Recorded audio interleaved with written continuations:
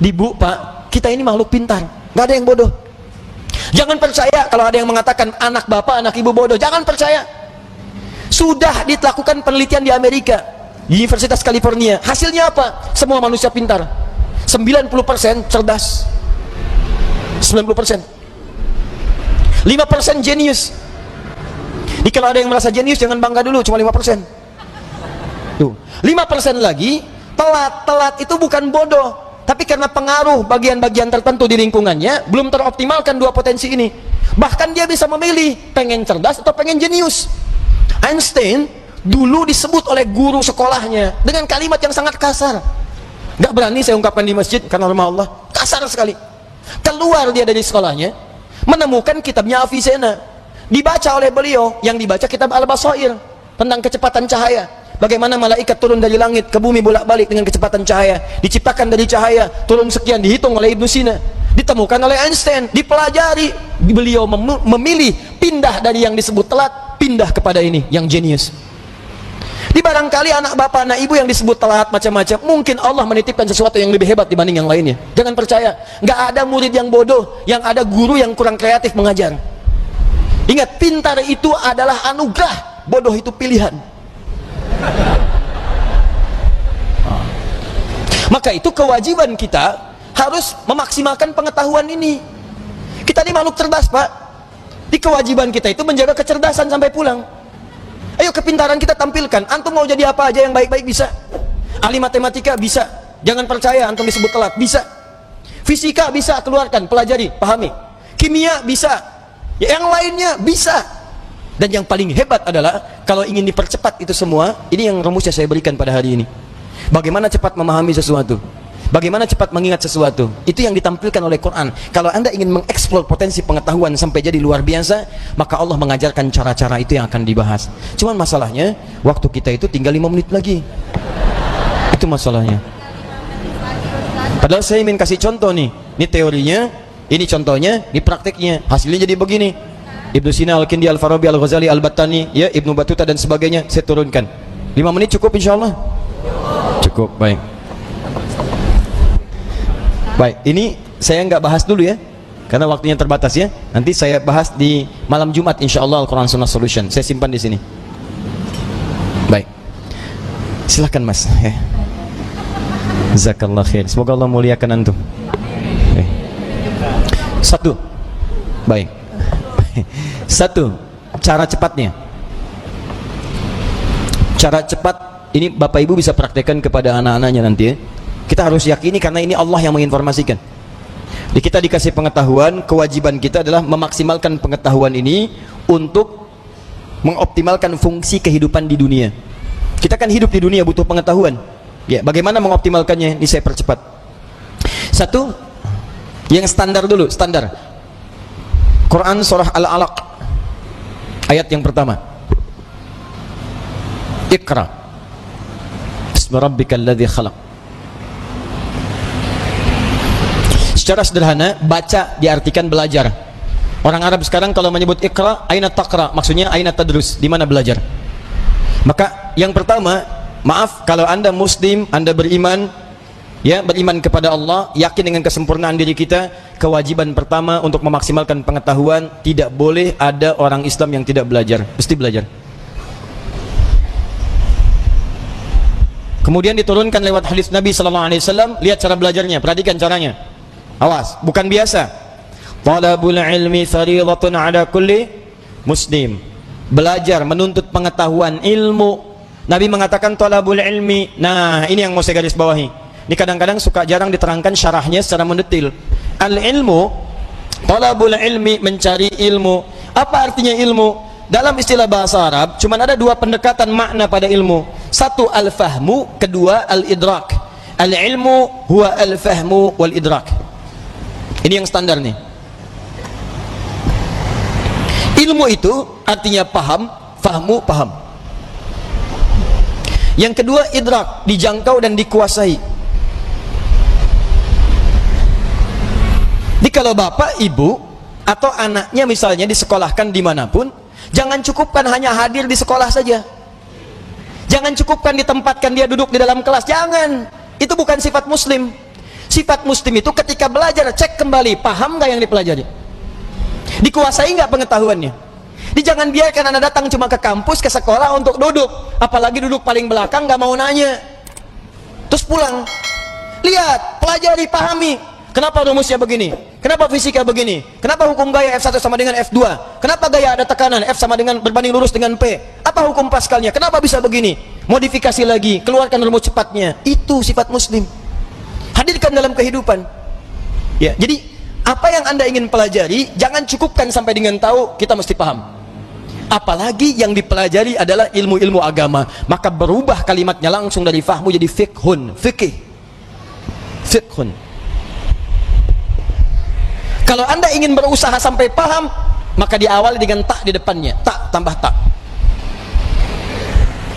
Kalau semangat Anda berlipat, ingin benar-benar paham, berlipat semangatnya, tambahkan tasydid sebelum huruf akhirnya, pakai kaf, tasydidkan. Maka dari fikih jadi tafaqqaha, ya tafaqqahu, tafaqquh. Muncul Quran surah ke-9 At-Taubah ayat ke-122, paling kiri sebelah bawah di mushaf. Tafaqquh. Falaula nafara min kulli firqatin minhum ta'ifatun liyatafaqahu fid din. Wa ma kana al-mu'minuna liyanfiru kaffah. Tidak semestinya semua orang beriman berjuang ke medan perang semua. Falaula nafara min kulli firqatin minhum ta'ifah. Mesti ada sekelompok orang yang berkonsentrasi di antara mereka, orang-orang beriman. Apa konsentrasinya? Liyatafaqahu fid din, untuk mendalami ad-din. Langsung menggunakan tafaqquh. Yang didalami apa? Ad-din. Apa itu ad-din? Islam. Tahu dari mana? Quran surah ketiga ayat ke-19. Inna ad-dina 'indallahil Islam.